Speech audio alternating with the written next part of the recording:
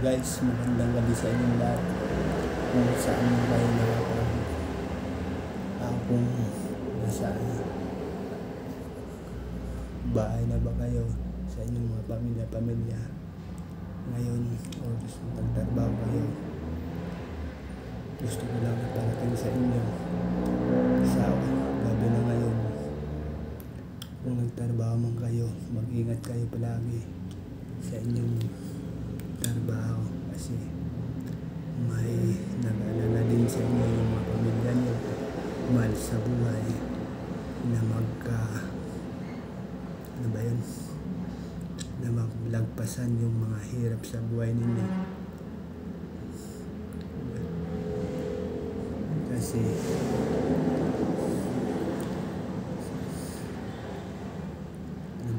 dapat mo sabihin na makahon din sa hirap sa pagtataga basta malinis lang na paraan. Yan ang magandang ugali ng tao na makapagtrabaho ka, mamuhay ka ng tahimik. Okay na yun. At least kung may pamilya ka naman, masaya ka pagdating mo sa pamilya mo kasi may naratnan kang nagmamahal sa iyo. Kung mag-iisa ka sa buhay mo, sanayin mo na lang yung sarili mo na maging masaya ka rin kahit wala kang kausap. At least buhay ka. Ngayon, ang punto naman natin ngayon sa buhay natin,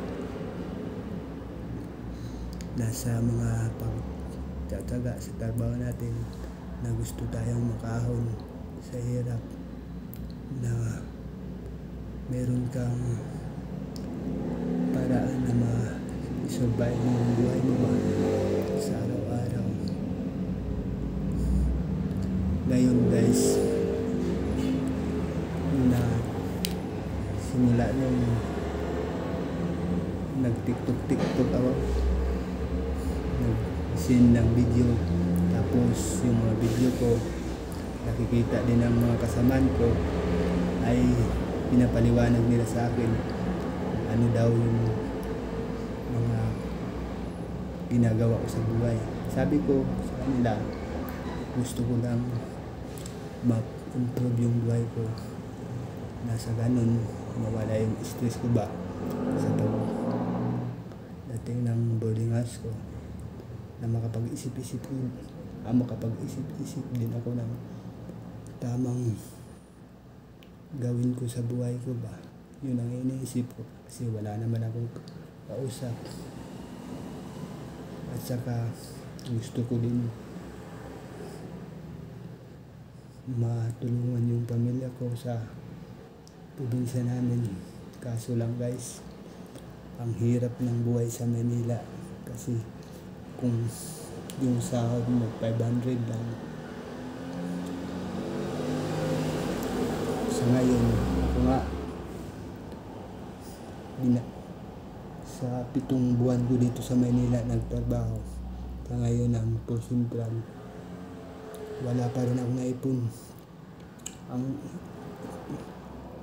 alala ko lang sa sarili ko na wala akong maipon. Pag magkaroon ako ng komplikasyon sa buhay ko, wala akong matulong, wala akong ipon, baon ako sa utang. Yun ang inaalala ko nga na gusto kong ma-improve yung buhay ko, na maisip-isip ko rin kung magkatuon man ang paghihina o sakit yung sarili natin.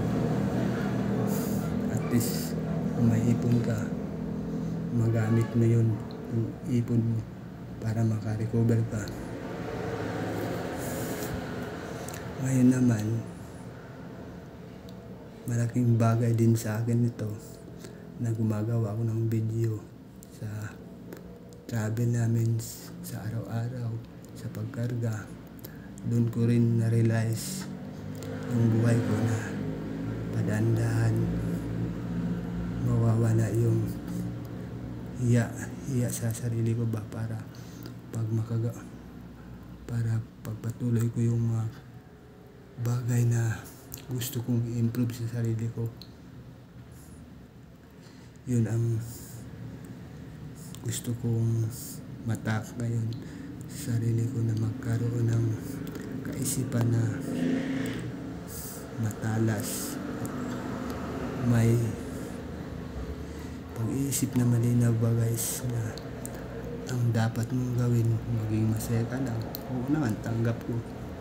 Naging masaya naman ako sa buhay ko ngayon kasi meron akong trabaho.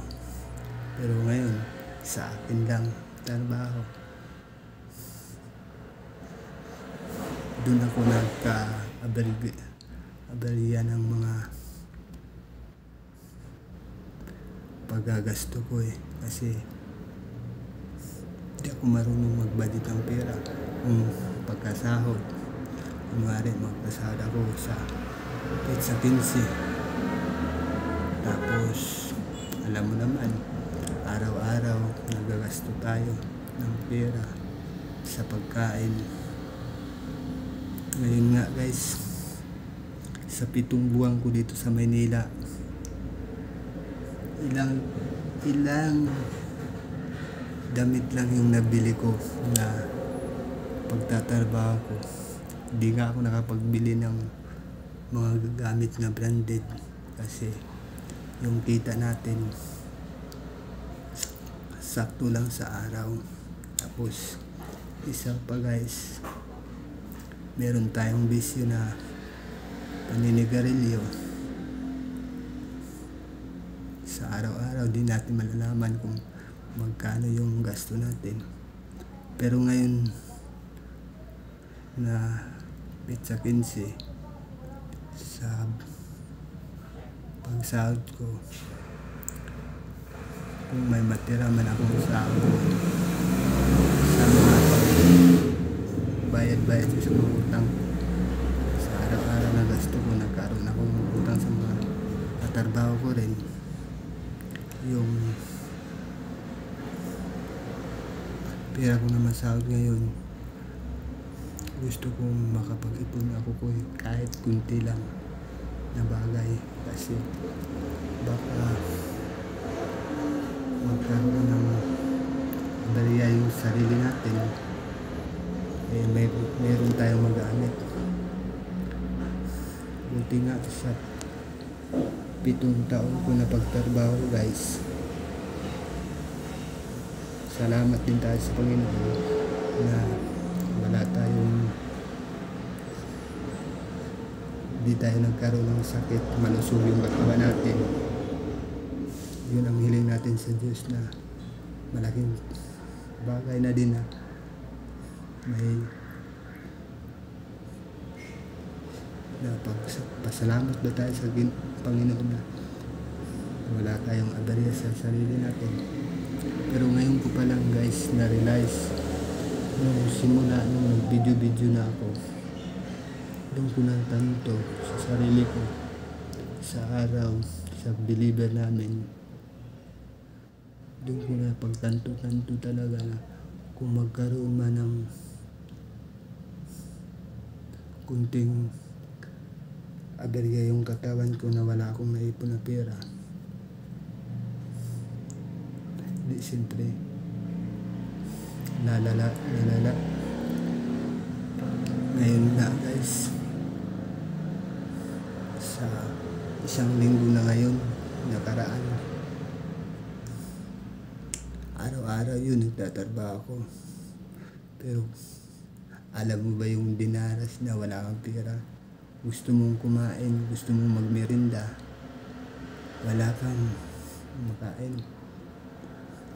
Siyempre maghihiram ka na naman sa katrabaho mo para merinda ka, o nagkaroon ka na ng utang. Ngayon talaga pizza 15 guys, gusto kong i-improve yung buhay ko, na makapag-ipon ako ng pera kahit ano lang, kunti lang bagay, 500 para pagdating ng araw na magkasakit tayo kahit hindi man natin hilingin yun, magkaroon man talaga ng aberya yung sarili natin, may magamit tayo, at least may ipon. Yun lang, malaking bagay din na nakapag video ako ng ganito. Doon ko na-realize yung sarili ko na hindi ko pala kailangan yung sarili ko na idaan sa paghihiya-hiya, kasi kung ganito lang na bagay, mahihain ka dito sa Manila, di ka pala mabubuhay ng hiya mo. Gusto mo improve yung buhay mo, yung hiya mo. Di naman sa gano'n mawawala diretso yun. Unti-unti mong pag sanayin mo yung sarili mo na magagawa mo mga bagay na ma-improve yung sarili mo ba, na makapag-isip ka ng malinaw. Ngayon,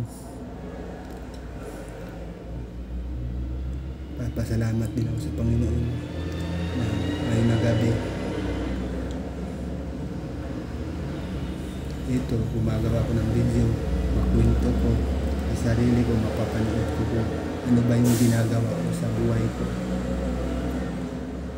Ito nga, may ano ba yun, diary ako na ginagawa, pero yung diary ko na yan, di ko na nagagawa ngayon, mga 4 na yata na linggo, di ko na sulatan.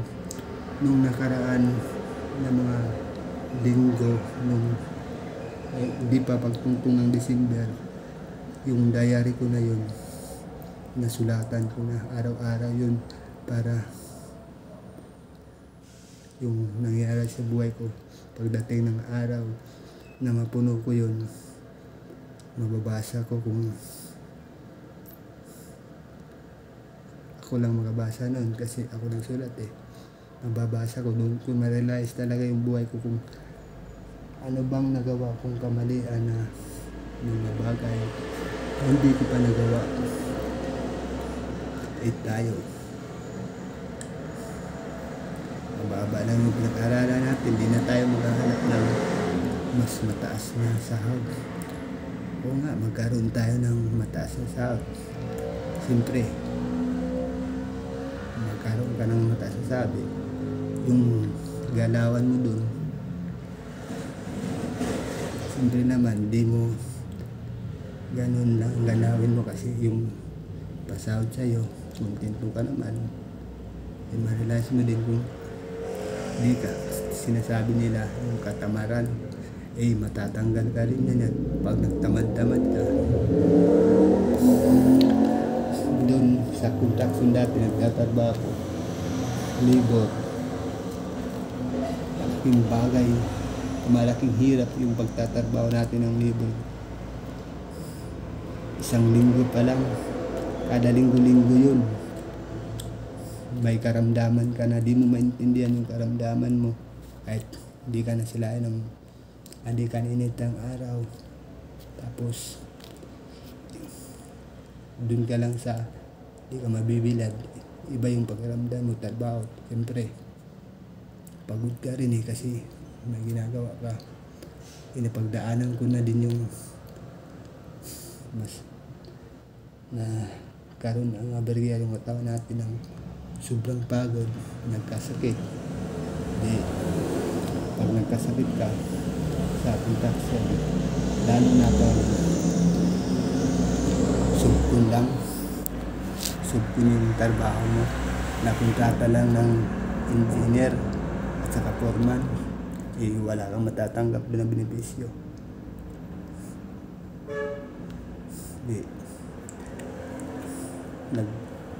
Ang experience natin dun sa labor, matindi talaga.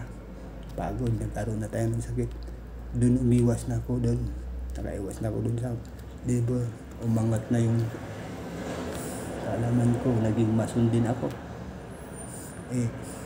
Yung mason ka, siyempre, alam mo yung technique kung ano ang gagawin mo sa araw-araw. Pero yung masundin, alam mo kung sabi nila na ano daw, hindi ka pagod sobra. Oo, aaminin ko yun, hindi ka napapagod ng sobra. Pero mas matindi pala yung pressure doon. Kasi pag masun ka, maglili-out ka, lahat ng plano sa utak mo,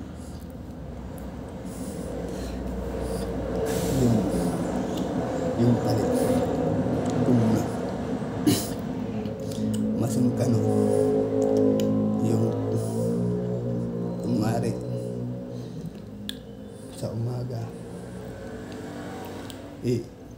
kung mayroon kang libor na wala pang kaalam-alam na ganun, kasi baguhan lang, tuturuan mo kung anong dapat gawin, di ba? Pag natuto na yun, tuloy-tuloy na yun yung trabaho niyo. Doon lang ako nagkamali dati sa trabaho kong mason. Kasi sobra kong dinamdam yung akala ko yung trabaho ko, napapansin ng engineer namin yung mga ginagawa ko, wala palang halaga, parang ginagamit ka lang.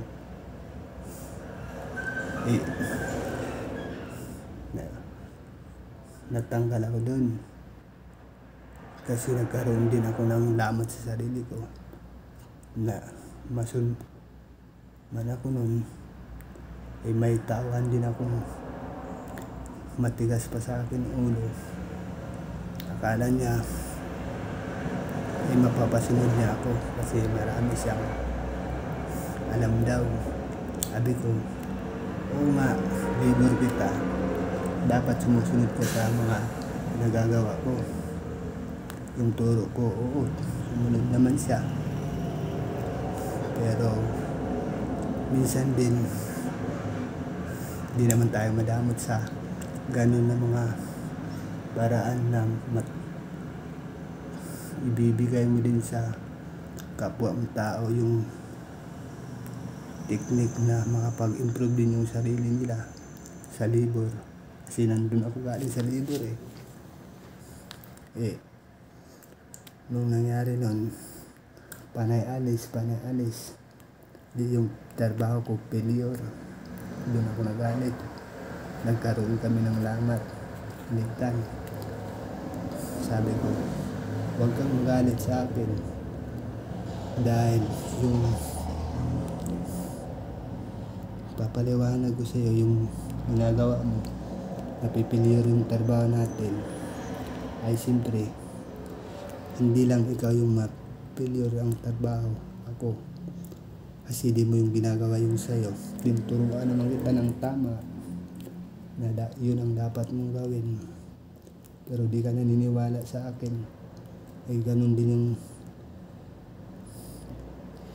palagi mong ginagawa. Wala akong magawa kundi tanggalin ka sa ganun na labor. Sabi niya, subukan mong tanggalin ako. Binantaan ako. Oo, sabi ko, tatanggalin talaga kita. Paabot ko yun sa forma natin na matanggal ka kasi di ka naman gumagawa ng tamang proseso. Nag-alitan na kami dun. Akala na siguro kahit ganun lang tayo, simple lang tayong tao, mabait naman tayo, ipagsama. Akala niya siguro may kunting diferensya yung utak ko na wala akong iniisip na bagay ganun. Parang siya pa matigas. Nagkaroon tayo ng laman sa utak na di na natin ma-control. Tapos yung banta, siyempre nagalit ako. Pagkagalit ko, akala niya di ko itutuloy, hinabol ko ng itak kita-kita sana para matauhan kung nagkataon lang yun na mismo na araw yung galit ko, napatay ko yun. Ngayon nandun ako sa kulungan, siguro alam ko lang kung makukulong ba ako, kasi sabi ko naman sa sarili ko nung pag napatay talaga kita, di mo na ako mahanap. Bandang huli makapatay nga ang tao, hahanapin ka ng gobyerno. Alam naman natin yung batas ng gobyerno, sa bandang huli talaga tatakas ng takas ka, di ka na makapaghanap ng buhay na trabaho na malaya. Buti di ko nahabol talaga guys, tumakbo siya ng mabilis. Kung yun lang na hindi tumakbo ng mabilis, siguro ngayon di na tayo makagawa ng video na ganun paraan. Iwan ko ba sa sarili ko, meron naman akong mga pag-iisip na hindi na aabot ng ibang kaisipan ng tao, na akala nila mababa lang yung iniisip ko, pero di nila alam yung mga pagbubuli nila sa akin na ganun. Di pinabayaan ko lang sila kung ano mga sinasabi nila sa akin. Tanggap ko naman yun, magtatawa-tawa. Siyempre di tayo magalito na tao, pero yung kabaitan natin, pag nasobrahan na talaga ng isang tao, yun ang pinaka-iwasan, pinabagay. Pag ako'y nagalit guys, wala na ako sa saktong kaisipan. Kahit saan ka, pag ako nagalit, hahanap-hanapin talaga kita, kasi nakatanim na yun sa utak na parang wala nang atrasan yung buhay ko. Pag nainis, nagalit ako, wala na akong maisip na tamang paraan. Parang baliw ako pag nagalit ako. Kaya nga sabi ko sa mga kasamahan ko yan, mga nagtatrabaho sa personal plan, oo, alam niyo mabait ako. Kahit anong salita niyo, basta di lang naapakan ng talaga yung dignidad ko, na hindi nakapagtanim sa isip ko na masakit na mga salita, matatanggap ko yun siyempre, kasi tao lang tayo.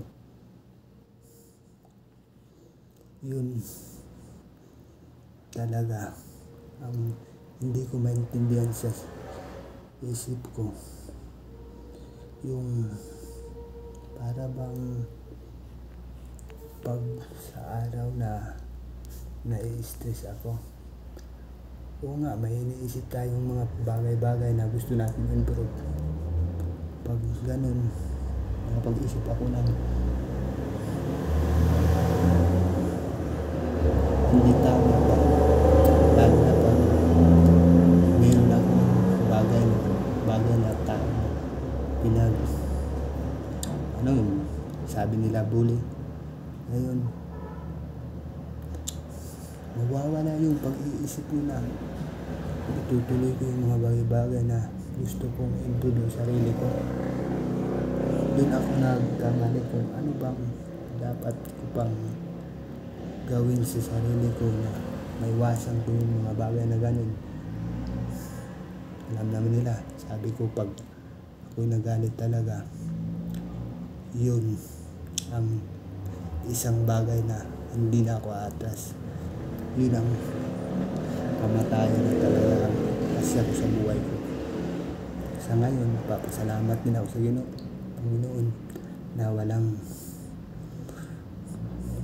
nangyayari sa buhay ko. Ay wala din mga ganun na isip ko na naririnig ako ng sakit sa mga kasamahan ko, kasi pinaalala ko na sa kanila kung pinapaalala ko sa kanila na bagay na yun, na kung magalit ako, wala ako sa katinuan. Alam naman nila yun. Hindi, pag nagalit siyempre tayo, hindi na sila magaganon-ganon sa atin. Pagka kinabukasan na naman, yun na din yung pride yan na lalo na pag naputong ka, trabaho mo, wala kang naisip na matino. Hindi puro karantataduhan, tawa, hagak-haganin na lang.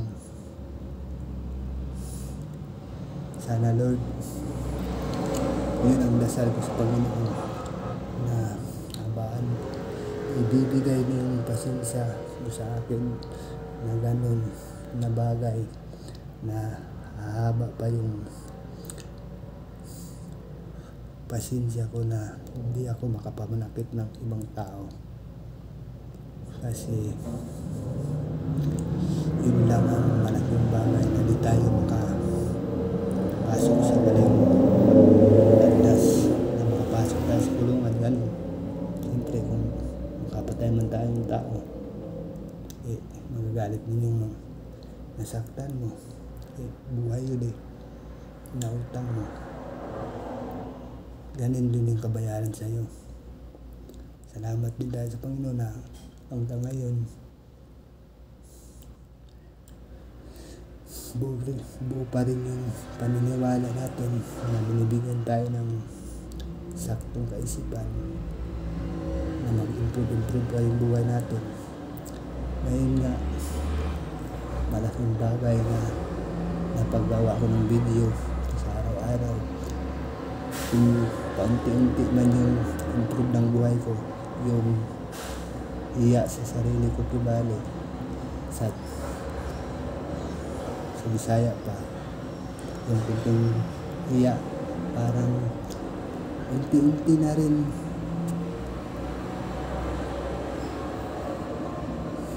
parang unti-unti bang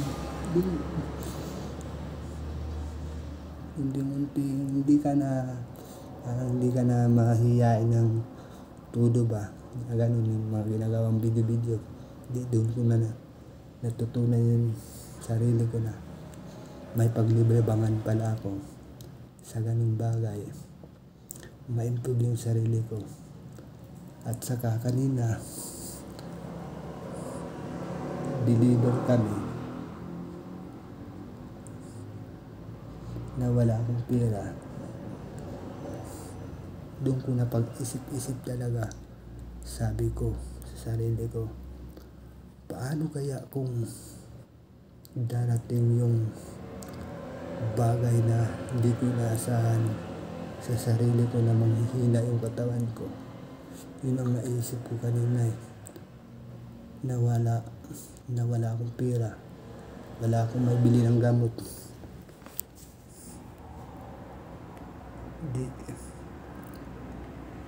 Ito, walang nag-aalaga sa atin kasi nag-iisa lang tayo.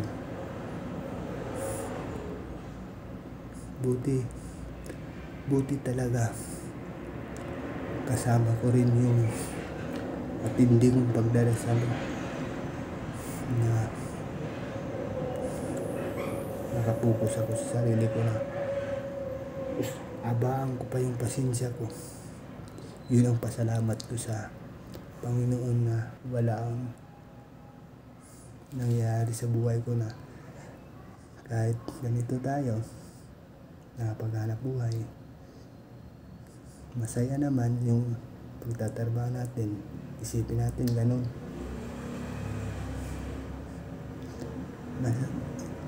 Malaking bagay din yun na yung pinagdasalan natin na nagbibigay din ng suporta, nagbibigay ng lakas sa atin, na siya'y sumasama pa rin sa ating dasal na tibayan yung katawan natin at saka habaan yung pasensya at bibigyan tayo ng magandang grasya na kasasaya sa buhay natin. Yun ang hiling ko sa Diyos.